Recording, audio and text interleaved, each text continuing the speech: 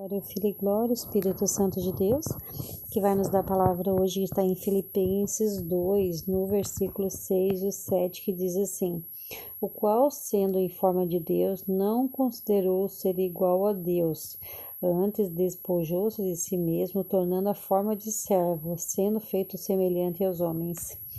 Então, Paulo nos fala em Filipenses que o Senhor agiu de tanta humildade, porque Jesus, ele em tudo nós temos que seguir o exemplo dele, porque ele se desfez da glória dele, estando lá com o Pai, ele veio, se fez humano para nos ensinar, para ele está sempre nos dando exemplo, e esse exemplo que ele está nos dando hoje é o exemplo da humildade, que ele não veio para ser igual a Deus, ele deixou a glória dele lá, se fez homem para virar servo, para que a gente venha entender que a gente tem que ser humilde e ser servo.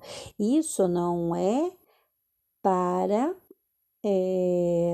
os irmãos que têm o título ali de pastor, de diácono, presbítero. Não, todos nós somos servos de Deus.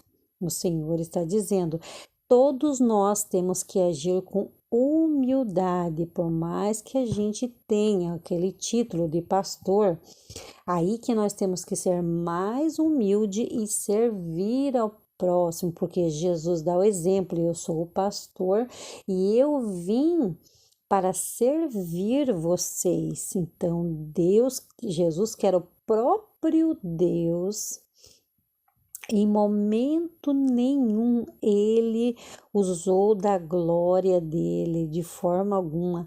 Ele foi humilhado, foi cuspido, foi maltratado, foi xingado, foi repreendido, foi açoitado, foi castigado, e nenhum momento Jesus ele poderia usar da glória dele e dizer assim: Pai, envia os teus anjos aqui e passa a espada nesses fariseus aí que querem me matar. Não, Jesus não fez isso, porque ele aprendeu de obediência. Jesus, a palavra mesmo fala aqui nesse versículo que ele usou de humildade para si mesmo e ele se fez obediente até a morte dele. Mas Jesus era santo, ele agia de obediência. Então,